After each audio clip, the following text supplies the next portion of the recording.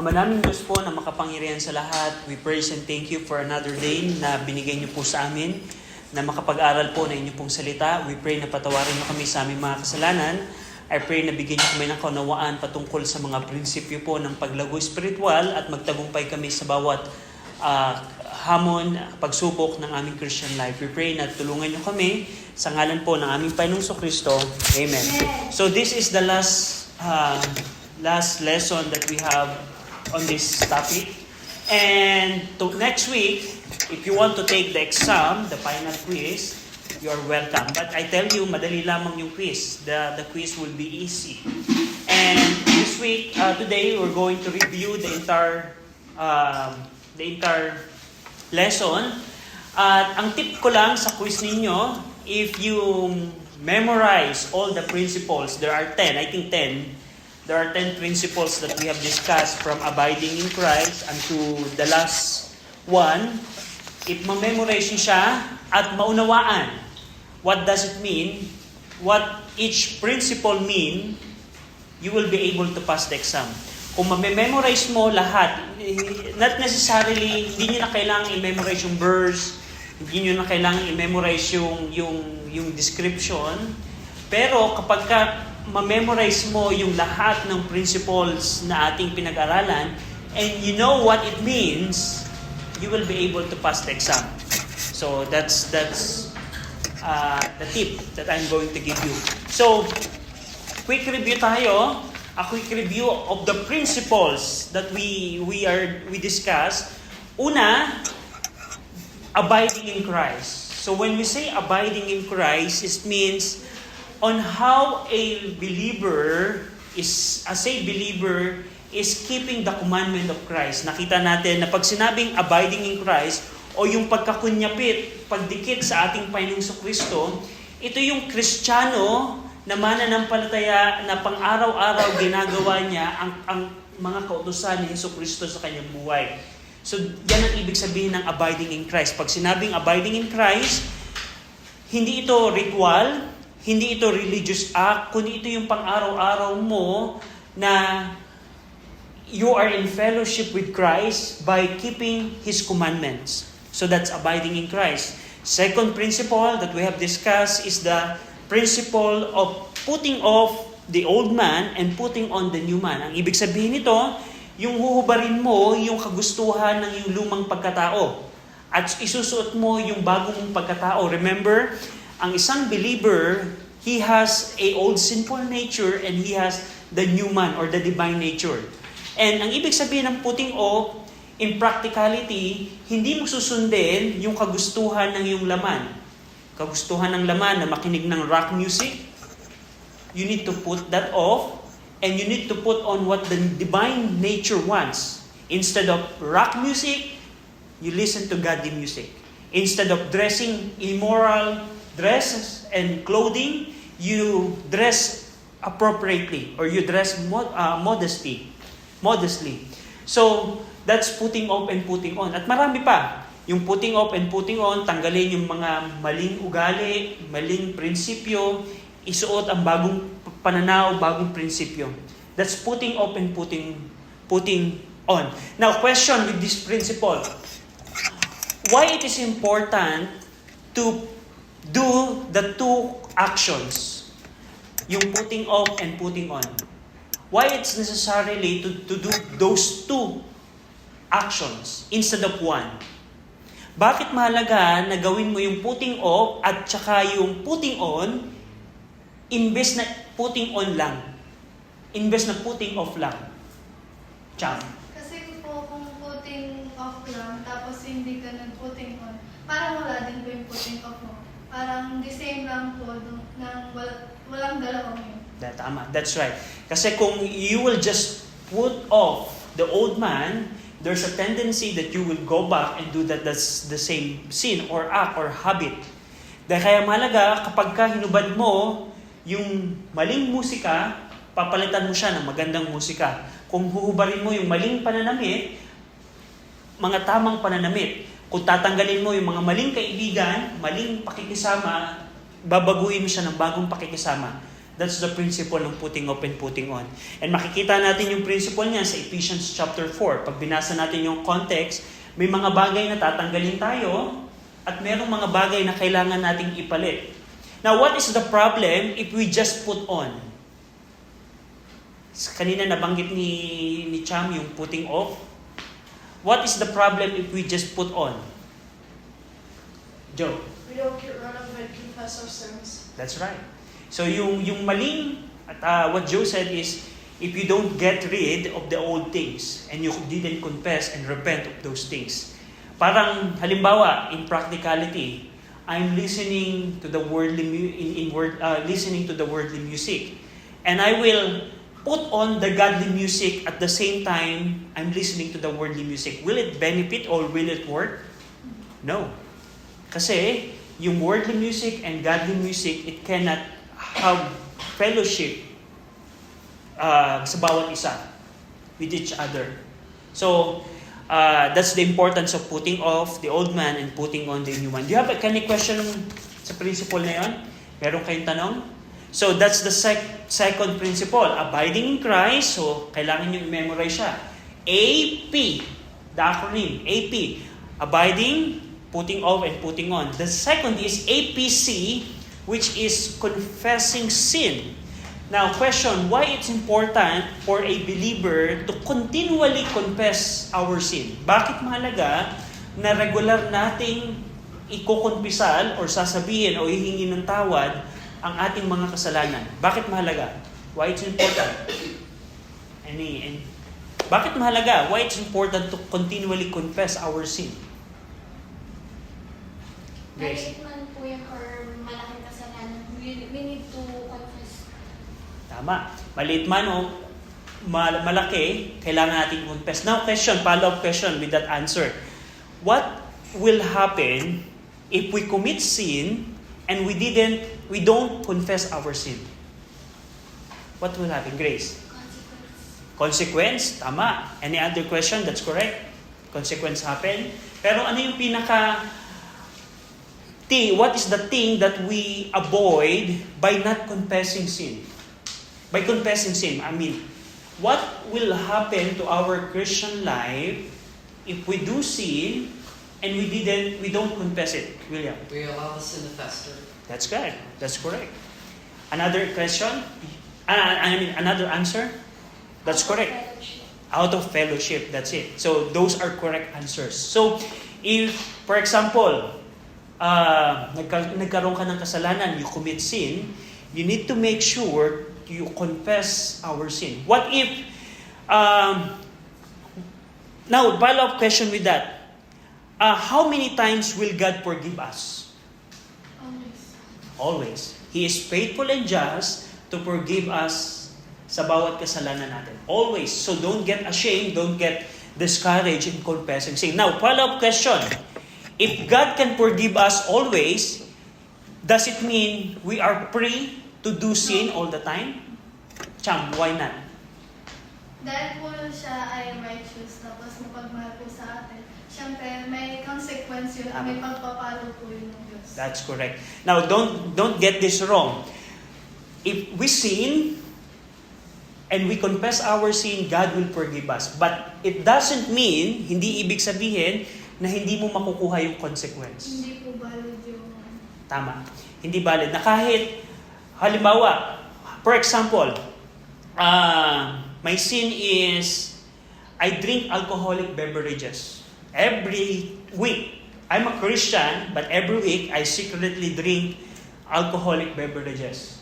So, for example, every week, because my principle, my thinking is wrong as a Christian, I drink alcohol ng Saturday and Sunday morning, I confess my sin. Will God forgive me? Yes, God will forgive me. Pero, it doesn't mean the consequence of drinking alcohol will be removed from me. Huwag niyong kakalimutan yan. The consequence of our sin, even God already forgave us, we will still get the consequence of sin. So the foundation here is the fact that God forgive us always is not our license to do sin.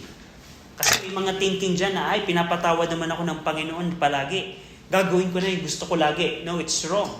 It's out of the will of God. It's not true. So, we need to confess our sin so that sin will not grow in our life and we will go back to the fellowship with God. So, we need to confess our sin. Now, APC, abiding, putting off, confessing of sin. APCP, pressing toward the mark. APCP, pressing toward the mark, the fourth one. Ang pressing toward the mark, the principle of this, after we confess our sin, we need to put it behind and not fall into the temptation again. So that part, dito papasok yung word na repentance. Pag ginawa mo na yung kasalanan at nagawa mo yung kasalanan at hiningi mo ito ng tawad, dapat meron kang thinking na talikuran yung kasalanan na yun. And not to do it again. Pressing toward the mark. APCP, pressing toward the mark. The fifth is D. APCPD. APCPD. Ang ibig sabihin ng fifth principle is devouring the word. Devouring the word means in every, as part of this, one of the essential thing for growing is the Bible. So, pag sinabing devouring the word, ito yung pag-achieve or pag-pursue na every opportunity that we can have the Bible in our life, we will take it.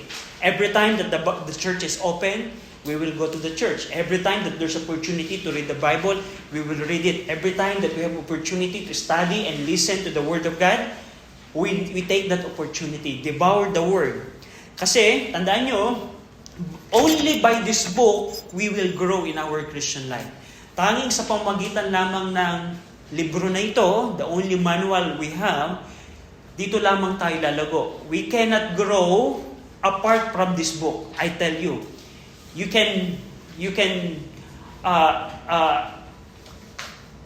walang ibang paraan ang isang Kristiyano na lalago sa pamamagitan lamang ng salita ng Diyos. Now, the problem is, in our Christian life, if we don't give much priority sa salita ng Panginoon, that's the time we will not grow.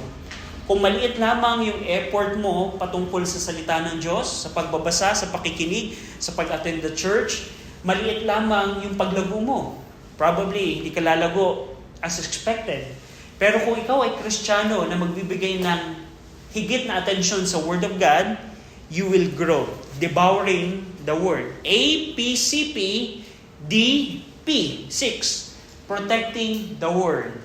Now, why it is important to protect the Word? For example, nag-church ka na, nakikinig ka na ng preaching, nag-aaral ka na ng Bible, you listen sa Bible na, you read the Bible. Why it is important to protect the Word of God in your life? Bakit mahalaga na protektahan? What is the danger that we are trying to avoid by protecting the Word in our life? William? The deceitfulness of riches and the world choke. That's right. Yung Word of God na ating napapakinggan, it can be choked by the deceitfulness of riches, by the worldliness, by the care of this world, by the lust of other things. It can be choked according sa parable of the sower. So, is there a time, meron bang panahon na merong Word of God kang napakinggan, but it didn't take effect in your life? Is there any time before that you listen to the principle of the Word of God, but it didn't affect your life? Ako, maraming beses na. There are a lot of times that I listen to the principle of the Word of God, but it didn't affect my life. It is because the Word of God is being choked by many other things. That's why we need to protect the Word of God. We need to protect it. APCPDP. APCPDP. The next principle is SS. There are two S. Separation from the Word, meaning ng separation from the Word is kailangan nating humiwalay sa mga bagay ng mundo. According sa 1 Corinthians 15:33, the Bible warns that evil communication corrupt good manner. If you are spiritual today and you will pollute yourself by the worldly things, it always corrupt your good manner. Kung halimbawa, spiritual kang Kristiyano, pero hinahayaan mo yung mga bagay ng mundo ay nasa buhay mo, it always corrupt your spirituality. Halimbawa, mag-church ka ng morning, and then afternoon, umattend ka ng party, rock music. It always corrupt your spirituality, your good manner. That's why we need to separate. And also in 2 Corinthians 6 and Ephesians 5, we are instructed to have no fellowship with evil things. Ang ibig sabihin lamang, if you are not separated from the things of the world, we are disobeying God. Because God commanded us to separate from the things of the world. Kung ikaw ay Kristiyano at hindi ka humihiwalay sa mga bagay ng mundo, sa bawat pananaw ng mundo, entertainment ng mundo, panoorin ng mundo, musika ng mundo, one thing is sure, sinusuway natin ang utos ng Diyos. At ayaw natin yan magawa. Nakita din natin in 1 John chapter 2 na huwag nating mamahalin ang mundo. Kasi kung mamahalin natin yung mundo at yung mga bagay ng mundo, it means we don't love God. If we love the Word and the things of the Word, it only means we don't love God. So on the other hand, in order to show that we love God, we need to not love the things of the Word or the Word. So that's separation from the Word. AP, CP, DP, S, another S is separation from false teachers.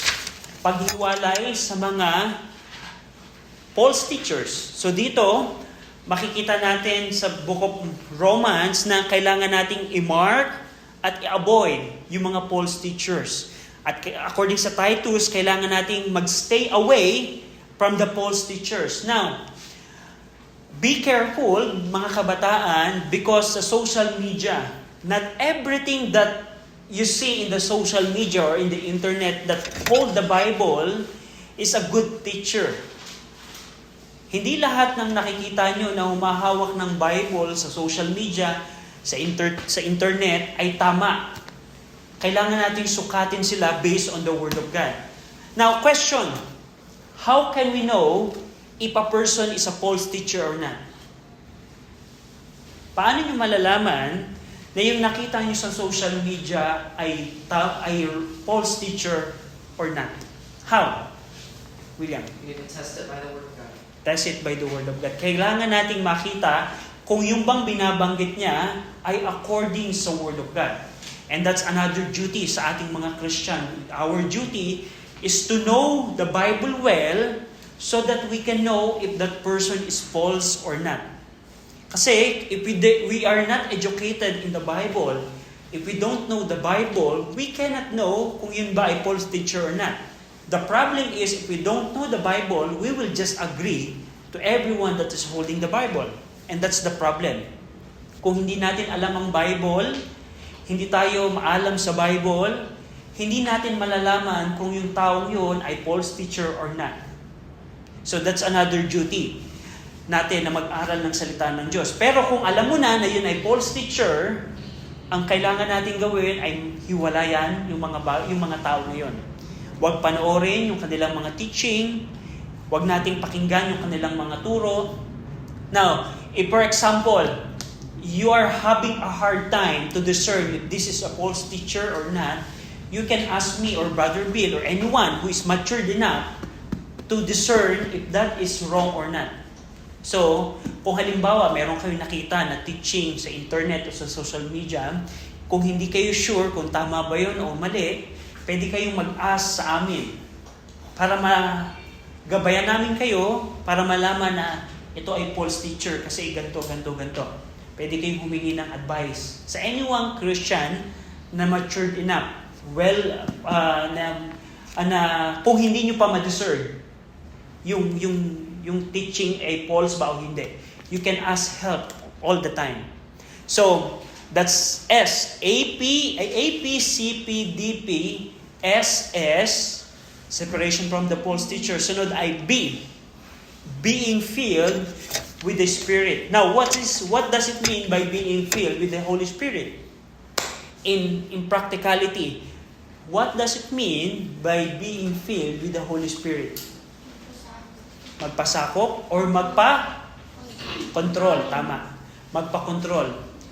Kaya if you are going to be filled with the Holy Spirit, you need to be controlled by the Holy Spirit. Meaning, ibig sabihin, if the Holy Spirit in you wants to do something, you need to allow yourself to do that. For example, the Holy Spirit wants you to pray in the morning.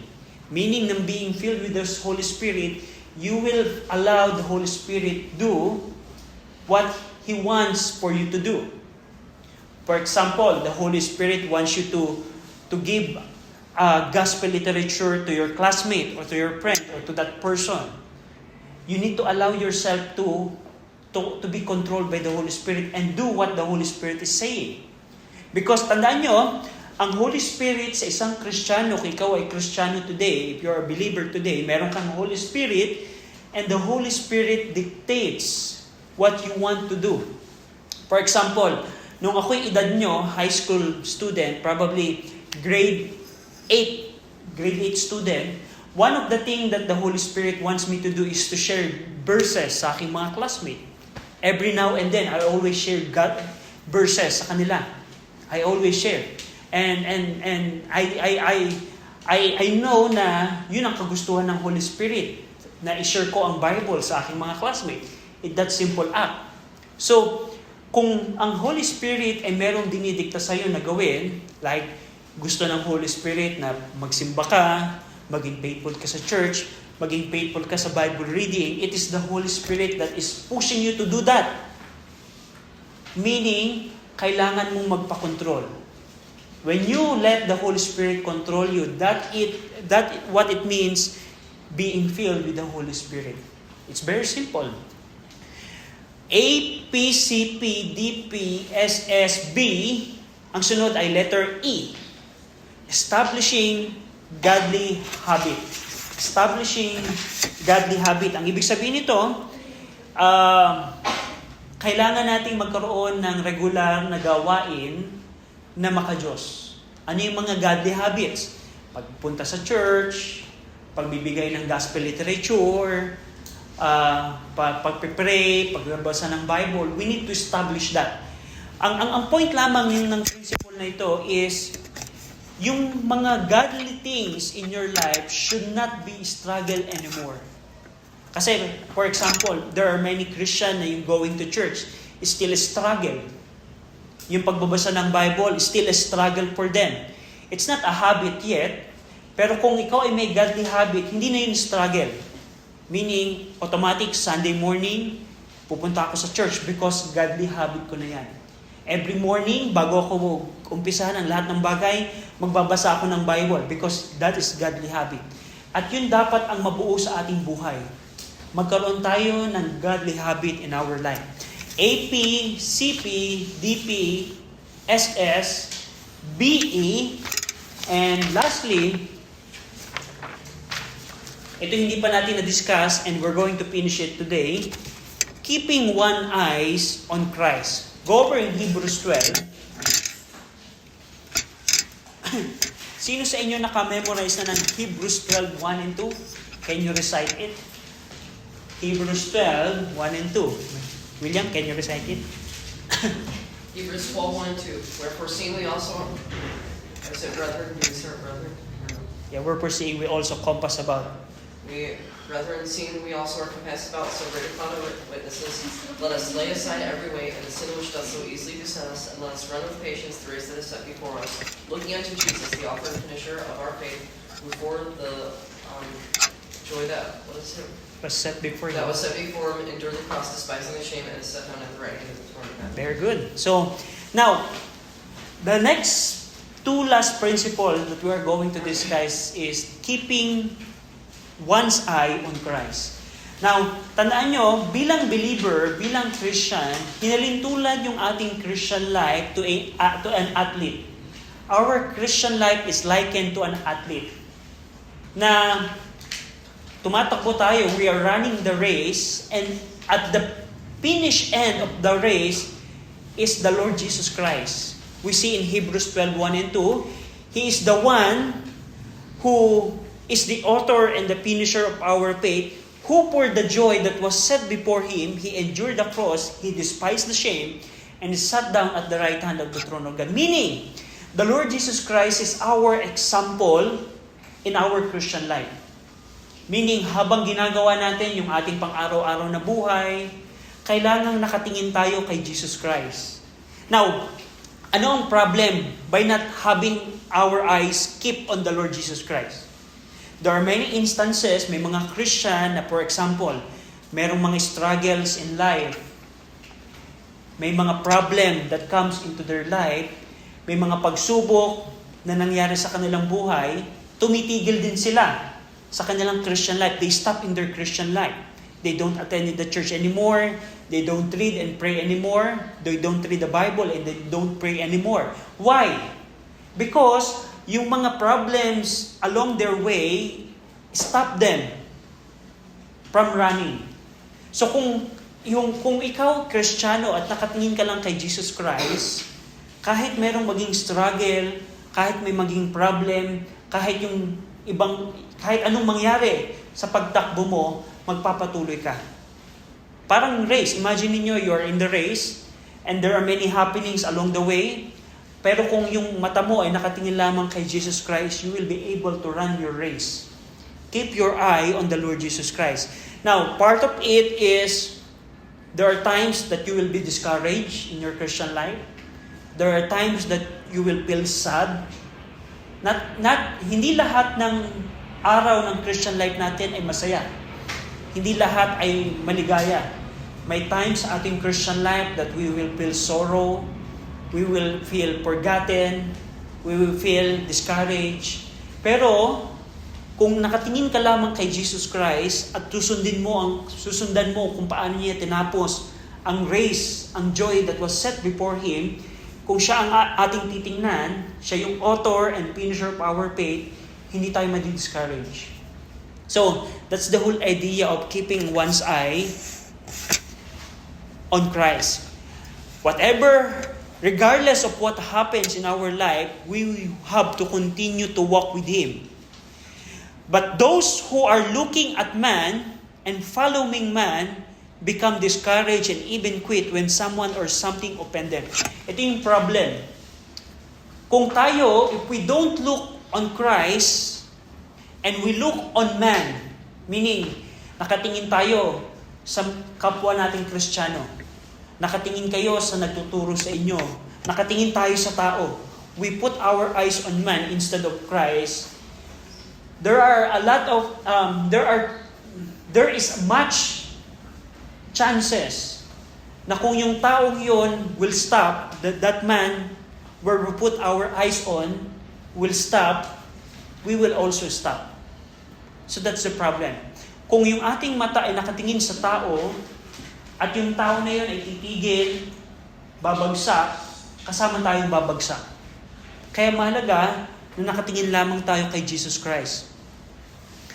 So that's K. And lastly, going back to the first principle, abiding in Christ. Now, yung abiding in Christ dito, go over in Matthew 11.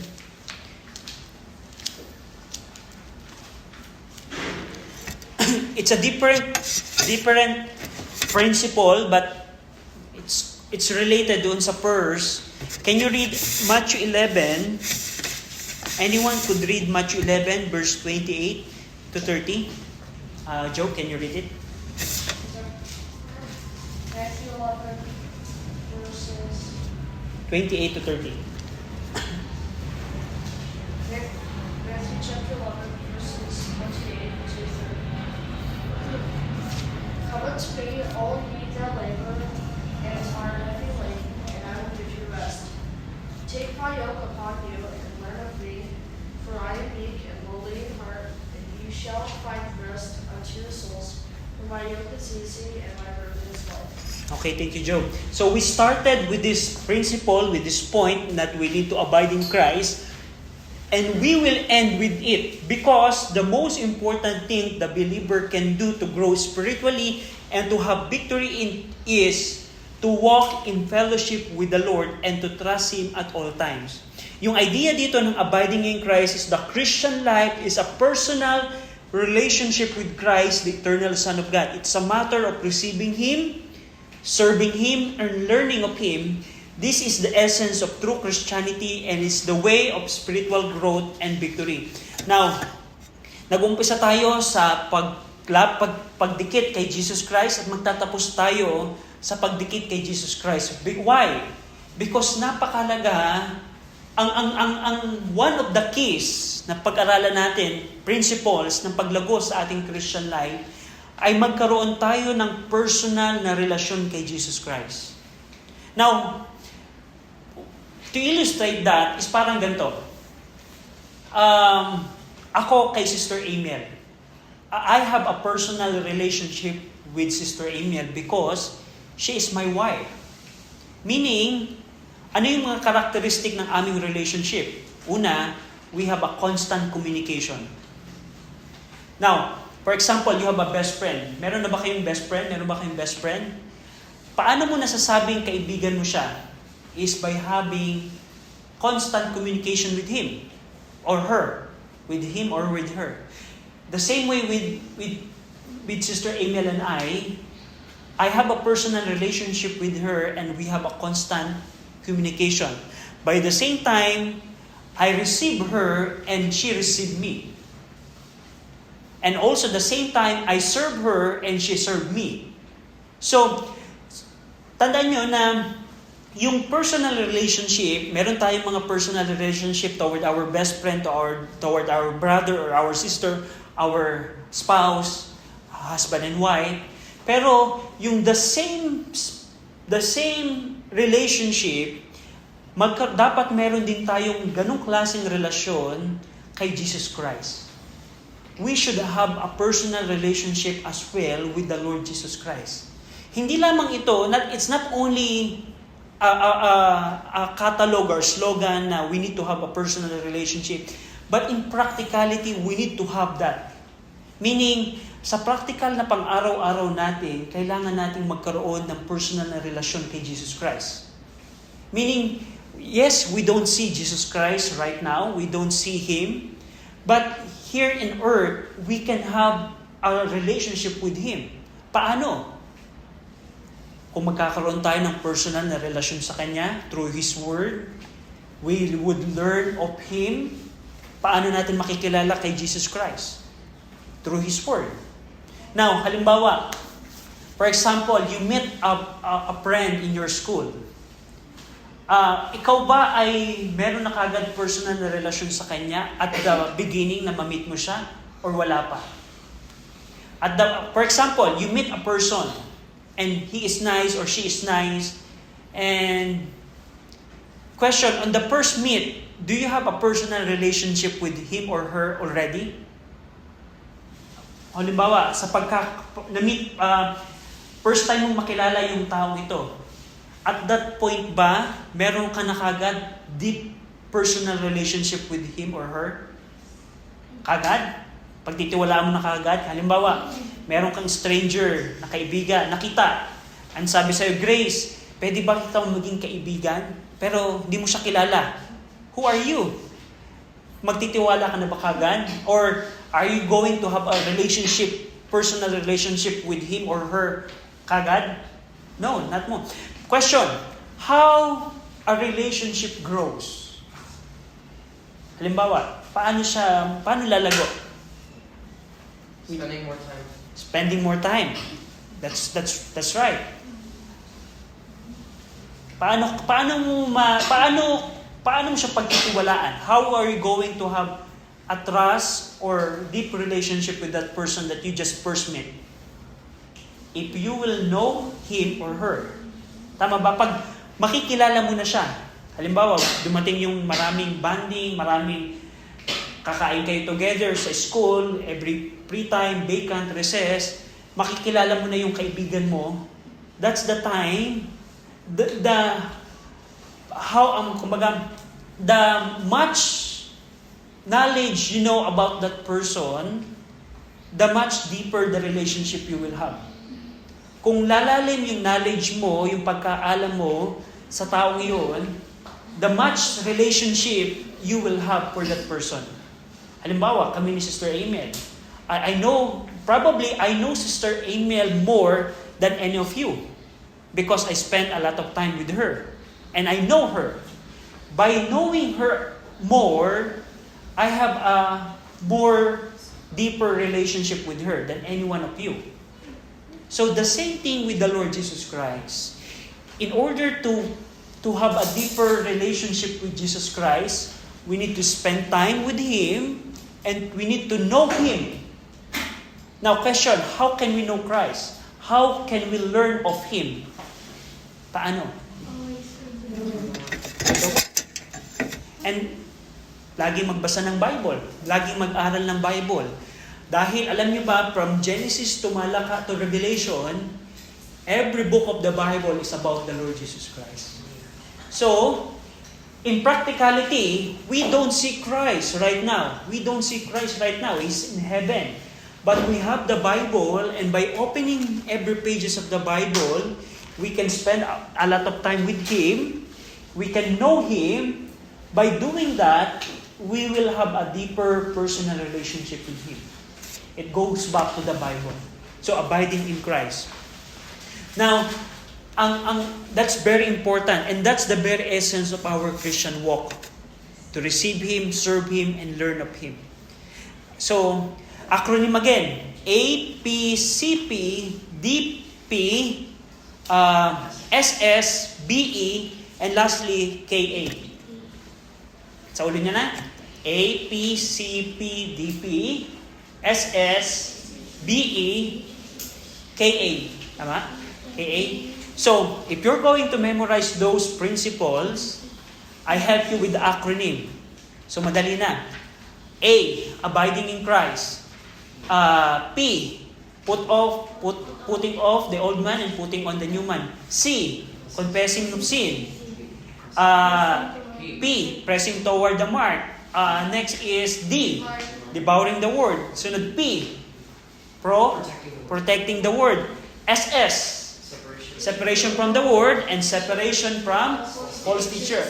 BE, B, being filled with the Spirit, and E, establishing godly habits, and lastly KA, which is keeping one's eye on Christ and abiding in Christ again. So if you're going to memorize that, you will pass the exam. You will make it perfect.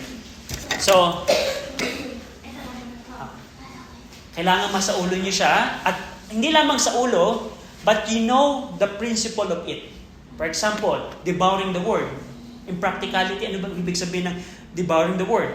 Put more time on the Bible. That's the definition of devouring the word. Protecting the word, meaning protect the word. Own understanding. Tama, by your own understanding.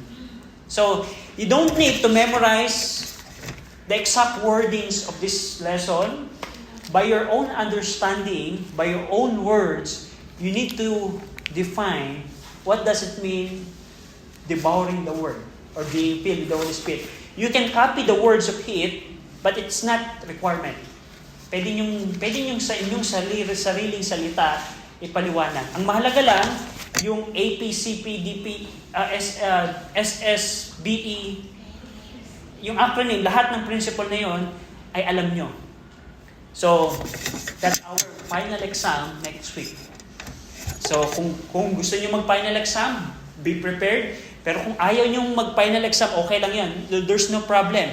Kung halimbawa, you're not ready, hindi kayo handa na mag-final exam, walang problema. Pero punta pa rin kayo dito para next week start natin yung panibagong lesson natin.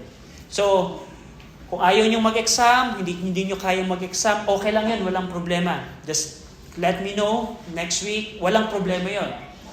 Pero kung gusto nyo mag-exam and you want to get the prize ng exam, you can take the exam next week. So, do you have any question? The exam is on next week. Any question? So, inyo na to, iuwi nyo na kasi tapos na tayo dito. And next, personal nyo na to, pwede nyo din itago. You can keep it. So, any question? Walang question? So kung wala na, William, can you close us in a word of prayer? Dear Lord, we thank you for salvation class and the principles that Brother RJ's lined up for us from your word. And we ask that you would help us to follow them, and I ask that you would help us to learn a lot from the next booklet that he hands out. Thank you for the students that have come here to learn about growing in Christ. And I ask that you would help us as we go from 2023 to 2024. I ask that you bless us in the new year, Lord. In Jesus' name, amen. Amen. Thank you. We're done.